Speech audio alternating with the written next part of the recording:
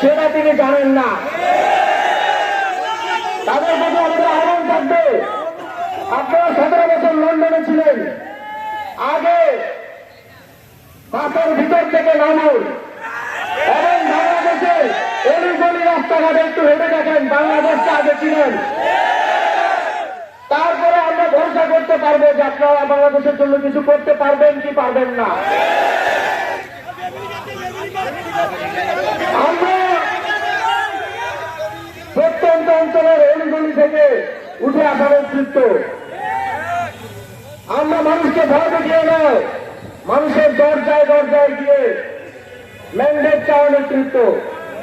আমরা জুলাই গণঅভ্যুত্থানে বাংলাদেশের কোটি কোটি মানুষের অংশগ্রহণে শেখ হাসিনার মতো শক্তিশালী ফ্যাসিবাদকে বিতাড়িত করা নেতৃত্ব। আমরা তাদের মতো বিভিন্ন আজগুবে বক্তব্য, আজগুবে বিভিন্ন ফ্যান্টাসি ট্যাগ দিয়ে বাংলাদেশের মানুষকে বিভ্রান্ত করতে চাই না।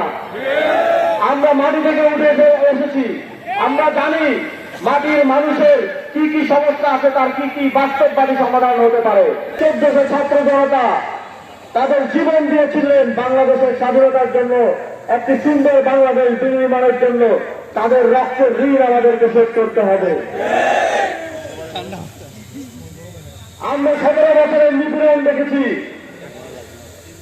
বাংলাদেশের মানুষ 17 বছরের নিপীড়নের পর গত 17 মাসে আবার আরেক ধরনের নিপীড়নের শিকার হয়েছে। 17 বছরে আমরা দেখেছি গুম, খুন, নির্যাতন, চাঁদাবাজি, টেন্ডারবাজি, দুর্নীতি,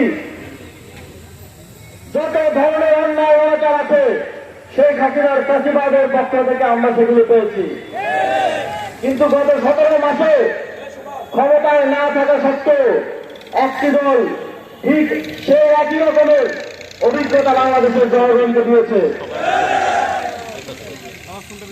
বিদেশ থেকে দেশে রেমিটেন্সের টাকা আসে নিরাপদে, তাই আজই আপনার আপনজনকে বলে রাখুন রেমিটেন্সের টাকা যেন শুধু নগদেই পাঠায়।